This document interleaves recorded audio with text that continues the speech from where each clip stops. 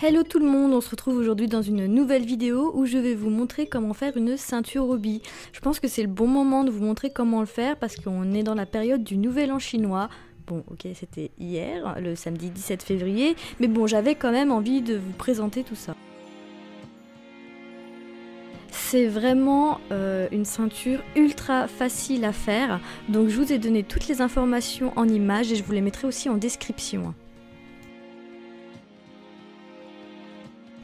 Alors faites bien attention au choix du tissu, moi j'ai pris des restes que j'avais d'un tissu un peu chinois comme vous pouvez le voir. C'est du tissu qui glisse et c'est pas très confortable à coudre, donc si vous vous sentez pas non plus d'utiliser des matières hard, ne prenez surtout pas ce genre de tissu. En plus, moi je suis pas très intelligente, j'aurais pu donner un coup de repassage, ce que je n'ai pas fait. Donc là en fait j'ai mis endroit contre endroit afin de voir comment j'allais placer mon patron. Donc faites bien attention aussi sur ce genre de tissu, on pourrait peut-être thermocoller la ceinture, mais ce genre de tissu clairement ça ne prend pas, en tout cas moi à chaque fois que j'ai essayé, ça prenait pas, donc oubliez clairement le thermocollant avec du tissu qui glisse. Donc comme vous pouvez le voir, là j'ai mis endroit contre endroit, j'ai donc quand même fait en sorte que mon tissu ne bouge pas, donc je l'ai piqué et ensuite je l'ai replié sur lui-même afin de m'éviter trop de travail. Oui, c'est encore un côté fainéantise, mais bon, si on peut faire tout d'un coup correctement, autant le faire, hein.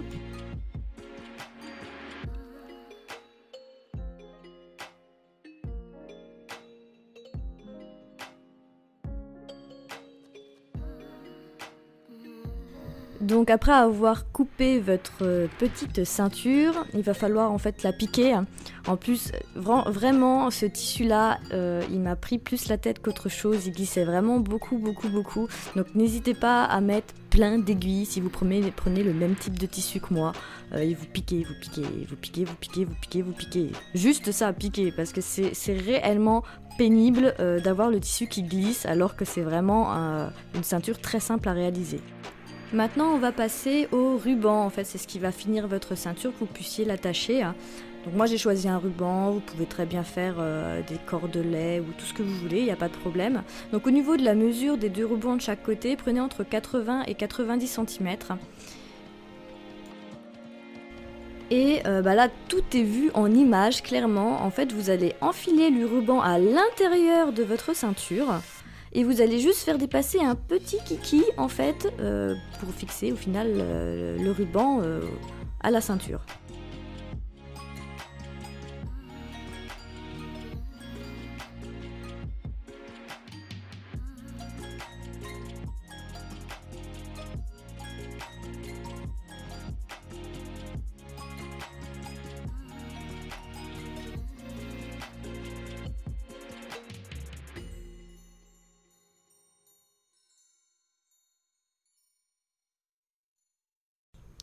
Donc le deuxième côté, et faites bien attention surtout quand vous allez coudre tout le contour de votre ceinture pour la fermer en fait au final, de ne pas coudre votre ruban ou votre cordelet que vous avez choisi. Ça serait trop bête de devoir découdre juste parce que on a fait une mauvaise couture quoi. Pensez bien à laisser un petit trou quand même pour pouvoir retourner votre ceinture parce que sinon ça sera vraiment merdique. Comme ça, vous voyez, hop. Donc on a juste à retourner la ceinture. Faites bien attention, c'est à ce moment-là où vous allez voir si vous avez cousu le ruban ou pas. Moi, heureusement, pour une fois, j'ai pas cousu le ruban. Heureusement, mon Dieu.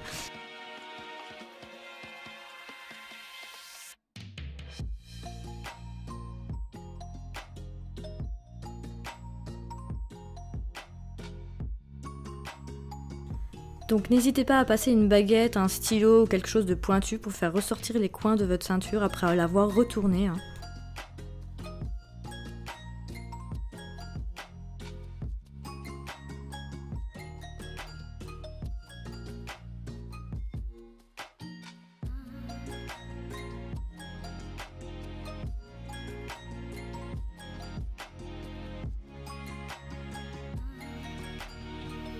Donc après avoir fait ça, avoir retourné la ceinture, on va fermer du coup le trou qu'on a fait, qu'on a laissé surtout pour pouvoir retourner notre ceinture.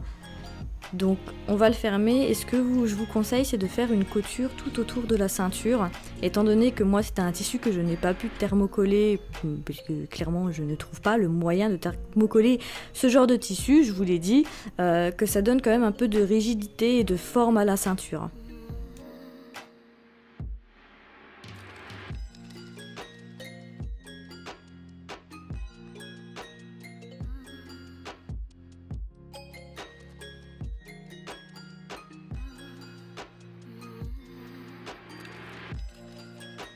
Et voilà à quoi ressemble votre ceinture finie. Donc vous voyez la couture que j'ai fait sur le côté, essayez de la faire au plus près du bord et ça donne ça. Donc comme vous pouvez voir quand même ça a plus de la gueule de ce qu'il y avait avant. Et là avec ma petite flamme, vu que moi j'avais choisi du ruban, je vais faire en sorte de brûler les bouts pour éviter que ça s'effiloche. Et voilà, notre ceinture est finie, donc ça rend vraiment super bien même avec une chemise comme vous pouvez le voir. Je suis contente de celle que j'ai faite. Après, je n'utiliserai pas en permanence ce genre de tissu parce que ça glisse et c'est très pénible.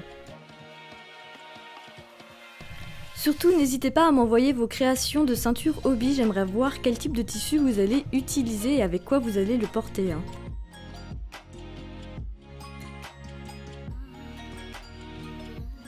Je vous remercie encore d'être de plus en plus nombreux sur cette chaîne alors que j'ai vraiment été absente. Je vous invite à laisser un petit j'aime et un petit commentaire et on se retrouvera dans une prochaine vidéo.